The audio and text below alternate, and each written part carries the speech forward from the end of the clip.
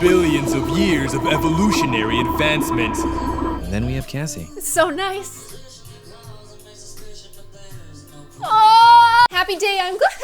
And today we are going to do another Q&A over some Overwatch competitive gameplay. I traditionally have only played console first-person shooter, so there's a bit of a learning curve for me, but working on my game sense and getting better at it has been very, very rewarding. I hope to get to a point where I can stream Overwatch and not be so bad that it's annoying. So hopefully you guys enjoy this gameplay. I'm also very, very happy at the response we've gotten here. Over 500 questions when I told you guys to leave questions, so thank you so much for that, and let's get right into it. Renino Meme says, what is the biggest thing you've ever gotten in trouble for? Also, what is your favorite food? Love you, Cass. Can I call you that? I'll just call you Lady Gloom.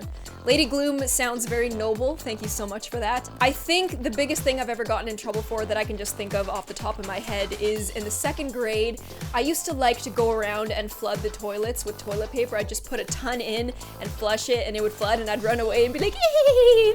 It was the first bad thing I ever did in school. My parents did not expect it of me. I never thought that I was gonna get caught, but administration started noticing that there was this huge toilet flooding problem. People started keeping an eye out, and I was like, oh my goodness, they're onto me, so what do? I tried to use some 2nd grader reverse psychology, so I flooded a toilet one time, went to the office and was like, somebody flooded the toilet and the downstairs, and yeah, it's just a really terrible situation, and they were like, and then they started keeping an eye on me and they caught me. My parents were never so mad at me in my life just because it was so unexpected. Like, I was this straight A student who was going around flooding toilets, living this double life. So it was bad, and then I never did that again. Not for Hackzor. Cassie, do you have any tips to getting big on YouTube? I really want to entertain people.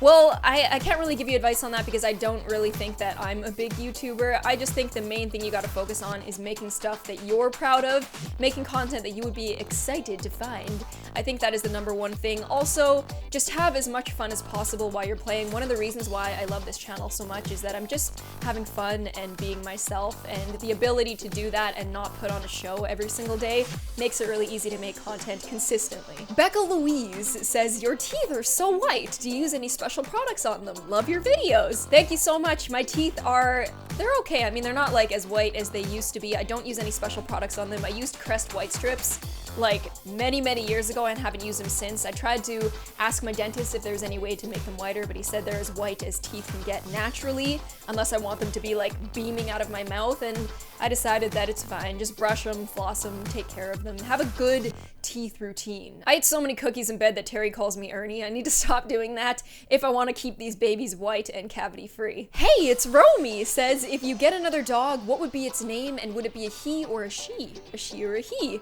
I would want a Rottweiler, but Terry don't want that to happen. I love Rottweilers so much, and I would only get a girl dog. I just feel like they're easier to train, and I don't like seeing a wiener on my dog. I don't like seeing Twinkie's wiener. It like kind of grosses me out. I feel like girl dogs are more like cuddly teddy bears, and boy dogs are like reproductive organs everywhere. Look at the wiener. Yeah, don't get away from Don't get it too close, Jesus. Mila Henderson says, I want to know what made you want to play games and make YouTube videos and how long you'll do YouTube for. What made me want to play games is childhood. I always played games. Games were always a huge part of my life. A lot of people think that games are a waste of time, but I think they're pretty important. Like creating and revising and executing strategy, I think is really important for your brain. People always say, do Sudoku puzzles, but I think playing games like StarCraft or Overwatch are good for your brain and your reaction time and basically everything that's cool. I like games. There's nobody forcing me to play them. YouTube also is just one of those things that came naturally. I tried out making one video, it ended up making me happy, so I'm gonna keep doing it for as long as you guys will watch. A lot of these questions are just flattery, and I'm too embarrassed to answer a lot of them, so that's why I'm skipping a few.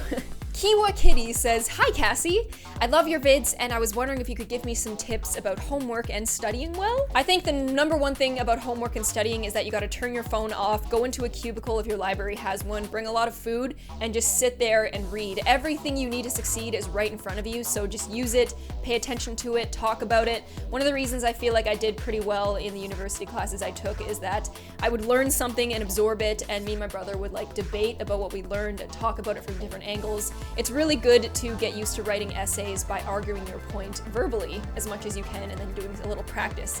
Practice makes perfect. Well, not always perfect, but really engage with the subject matter and you will do great, I think, no matter what.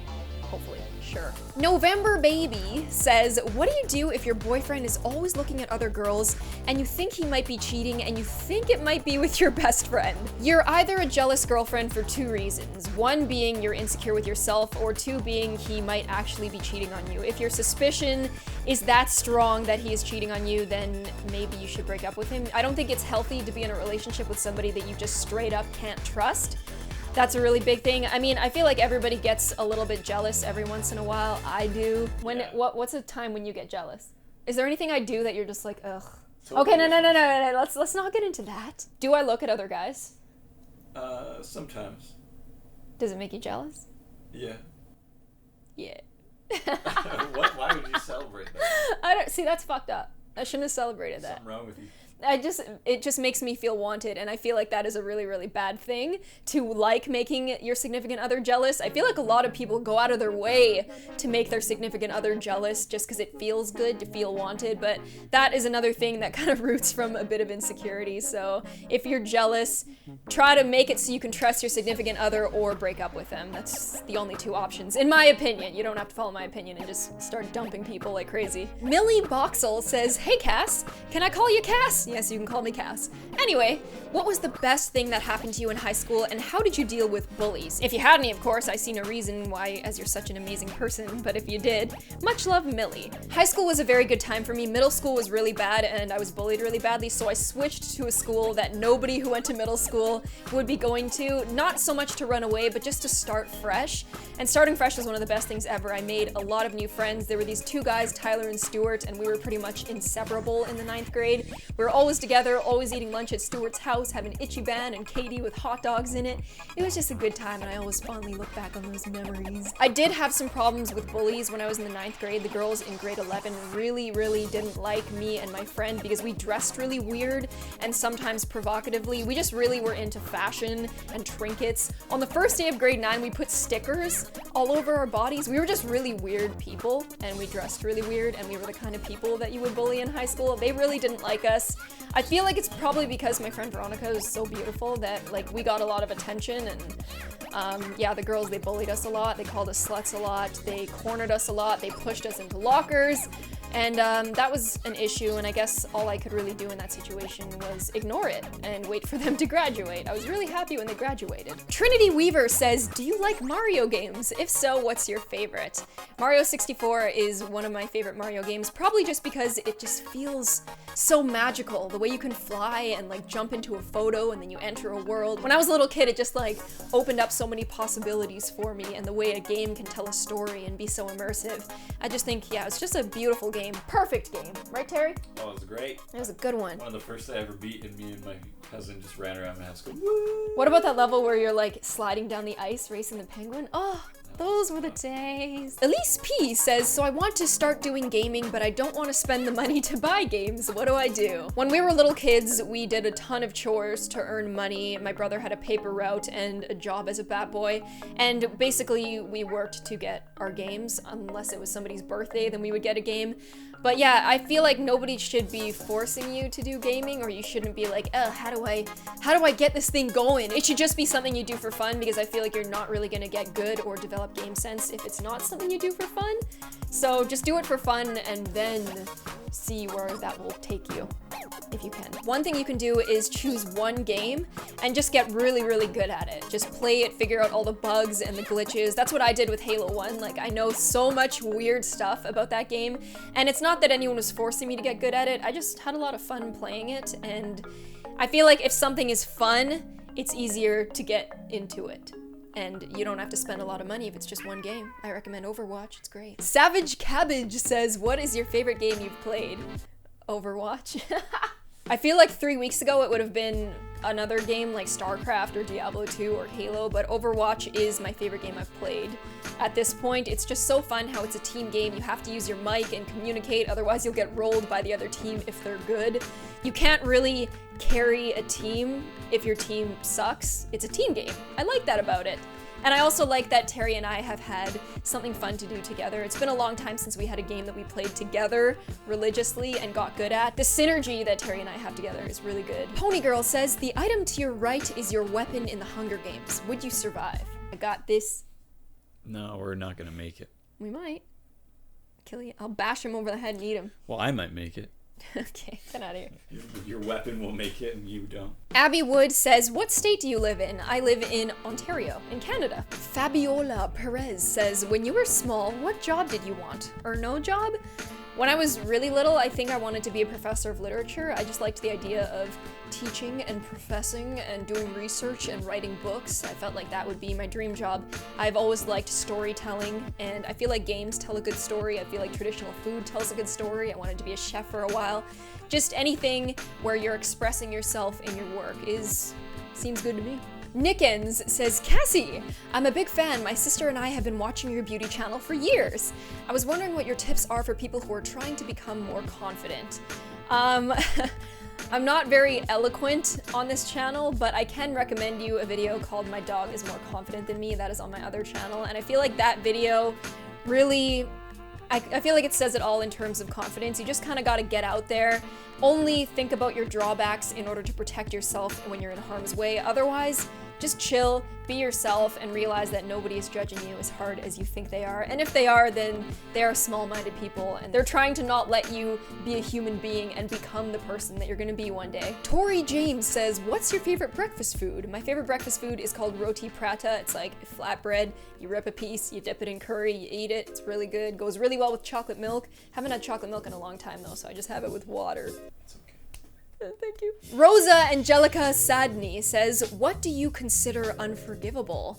I love you so much, Cassie. Also, have you ever heard of a place called Malta? Well, I live there.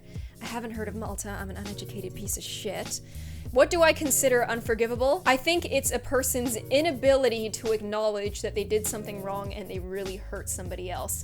It's one thing to hurt somebody and be like, oh my goodness, I'm so sorry, and then apologize and try to change and make it better. I can't forgive somebody who does something, whether knowingly or unknowingly, and refuses to acknowledge that they did something wrong, because that kind of person is just a wild card, and like, I feel like it really hurts the trust. Terry is Googling pictures of Malta right now, and it looks so pretty. Chilling on the beach in Malta. PJ Happ says, do you like Ariana Grande? I love her.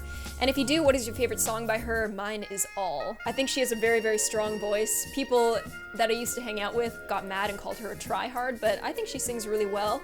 My favorite song by her is a collab she did with Miley Cyrus, and they sang that song that's like, hey now, don't dream it's over. They sang it a lot better than I did, but you should look it up. It's really beautiful. Also, her Jimmy Fallon impressions of other celebrities are so good. Lily Jade says, if you have a friend that has hurt you emotionally and physically despite you asking them to stop, is it wrong to feel bad about separating yourself from them? Love your vids, Cass. Never stop. Thank you.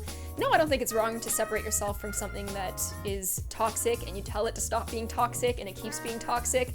You have to put yourself first. You have to help yourself before you can help others. And yeah, I just don't think it's good to keep toxic people in your life. The hard part is cutting them out. I always feel bad about that. And you're gonna feel bad about that too because you're a good person, but sometimes you gotta do that in life. Now I have that song stuck on my head.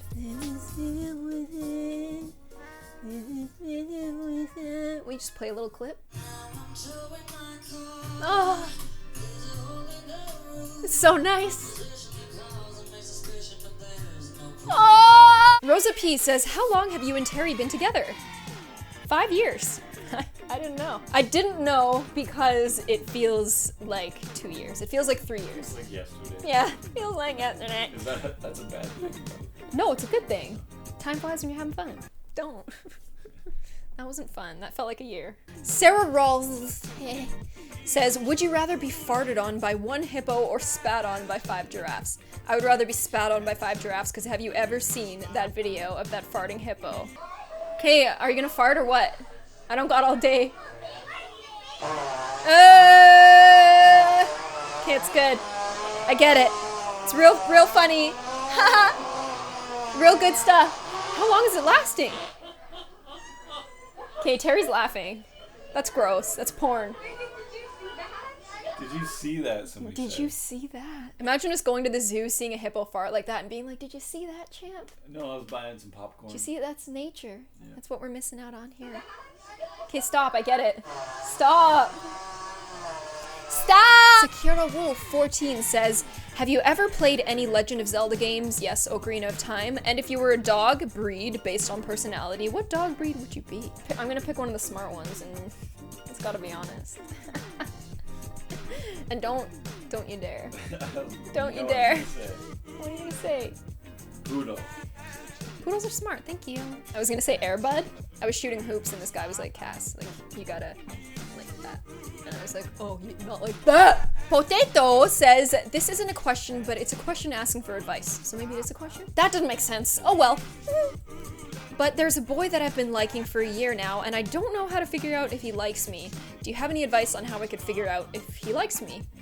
Well, at the very least, I feel like your feelings for him are probably a lot stronger than his feelings for you, because you don't know if he likes you.